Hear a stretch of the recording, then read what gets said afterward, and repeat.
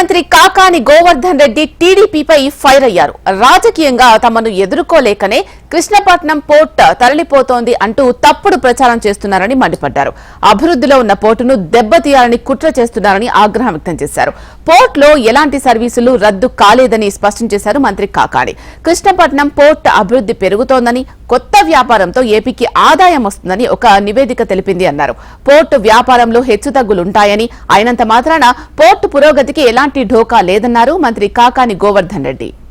కృష్ణపట్నం పోర్టుకి సంబంధించి అనేక రకాలైనటువంటి ఊహాగానాలు, ప్రతిపక్ష రాజకీయ నాయకుల విమర్శల నేపథ్యంలో స్థానిక ప్రజలకి, పోర్టులో పనిచేస్తున్నటువంటి కార్మికులకి, ఉద్యోగాలకి ఒక స్పష్టతనివ్వాలనేటువంటి ఆలోచనతోనే విచిత్రమైనటువంటిది ఎవరు చెప్పారో తెలియదు, ఎక్కడి నుంచి వచ్చిందో తెలియదు. ఒకరేమో కృష్ణపట్నంలో కంటైనర్ టెర్మినల్ మూసివేస్తున్నారు, ఒకరేమో కృష్ణపట్నం పోర్టే మూతపడిపోతుంది.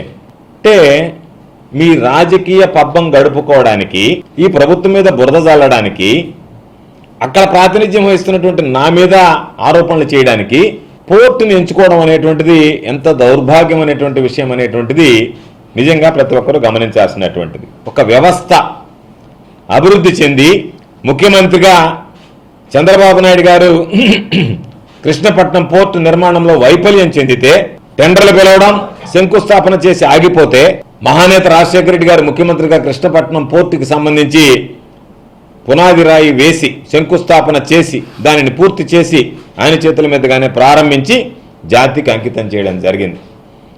వేల మందికి ఉద్యోగ ఉపాధి అవకాశాలు కల్పించేటువంటి కృష్ణపట్నం పోర్టు మీద, అభివృద్ధి మీద, పచ్చగా ఎదిగేటువంటి కంపెనీ మీద వీళ్ళు అనుమానాలు రేకెత్తించేటువంటి విధంగా ఊహాజనితమైనటువంటి కథనాలని ఈరోజు తీసుకురావడం, దానికి సంబంధించి రోజుకొక డ్రామా, రోజుకొక నాటకం ఆడి ఏదో ఒక విధంగా ఉన్నది లేనట్టుగా చేసేటువంటి కార్యక్రమానికి ఈరోజు తెరదించారు.